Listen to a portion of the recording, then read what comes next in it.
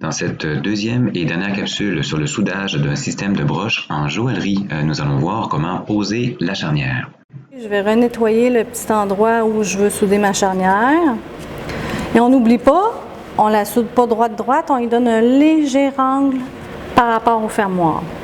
On peut du même coup tenir le tout par les petites oreilles, ça va la protéger en même temps. Donc, même chose avec la petite charnière. On va l'insérer dans nos pinces. Bon, on va mettre nos pinces dessus, puis on va mettre le côté de la pince du côté qu'on va chauffer. Donc, ça va protéger. J'appelle ça les deux petites oreilles, là. Ça va protéger les petites oreilles.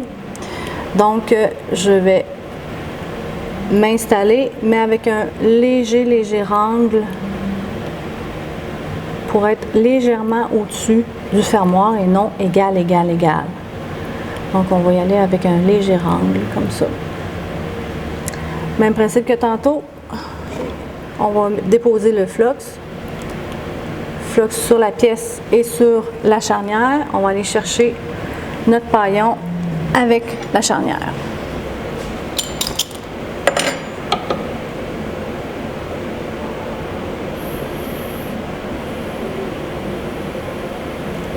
Mettre un petit peu plus de puissance. Donc, on va aller chercher le petit paillon. C'est ici. On le fait fondre légèrement sur la charnière. Comme ça. On s'installe. Et on va aller chauffer. Je vais aller chauffer. J'espère que mes pinces ne touchent pas tant, fait que ça ne devrait pas prendre trop de chaleur. Comme ça. OK.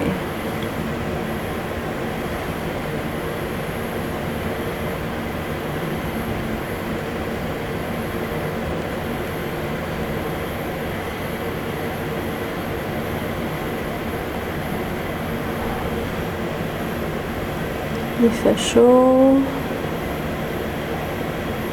On va.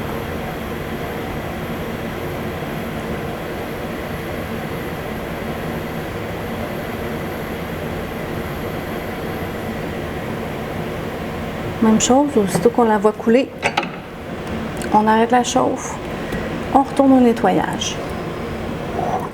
Donc, suite au nettoyage de notre système dans l'acide, on est rendu déjà à ajuster l'aiguille. Donc, notre petite aiguille de broche.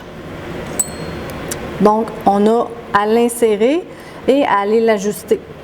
Donc, ici, quand on l'insère, on va mettre un fil temporaire. On s'entend que normalement, c'est un fil de la bonne grosseur pour faire le rivet.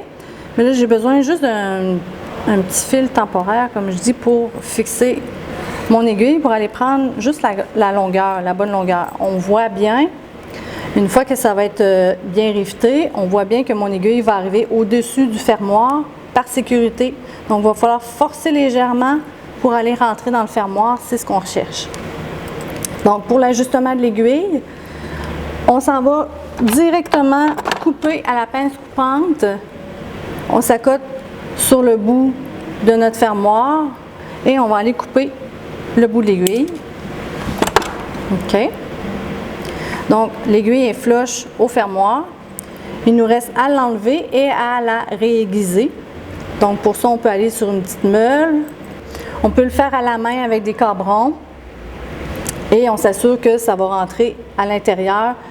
Ça prend une pointe quand même délicate pour que ça rentre à l'intérieur de notre fermoir. Notre fermoir, il n'est pas très gros, donc l'aiguille en tant que telle, elle ne rentre pas dans le fermoir. Donc, il faut vraiment faire une belle pointe pour que ça rentre à l'intérieur du fermoir. On aiguise notre aiguille, mais avant de l'installer, c'est très important de faire toute la finition de la broche. Parce que l'aiguille, elle pique. Et si on l'échappe au polissage, ben ça peut vous blesser. Donc, très important de procéder à la finition de votre pièce avant l'installation de l'aiguille. Donc, j'ai cabronné, je vais faire le test. Si ça pique bien, ça rentre bien dans mon vêtement. J'ai quand même un tissu serré, donc c'est important que ça ne déchire pas en entrant. Une fois que ça c'est fait, il nous reste tout simplement à faire notre rivet pour attacher l'aiguille. Fait que notre système va être prêt. Je vous invite à aller voir la vidéo sur les rivets.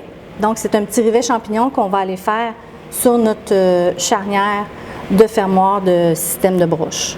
Donc, un petit rivet champignon qui va vraiment s'agencer avec la charnière. On n'oublie pas de faire notre petit fraisage pour faire notre rivet champignon. Puis, on a notre petit système de broche. Cela complète cet ensemble de 2 capsules sur le soudage d'un système de broche. Merci à René Melançon, merci à l'École de joaillerie de Québec, au Centre de formation et de consultation en métiers d'art, de même qu'au Cégep Limoilou pour la réalisation de ces vidéos. Comme le disait René, on vous invite également à aller consulter les capsules sur la réalisation de rivets pour terminer l'ouvrage. Au plaisir!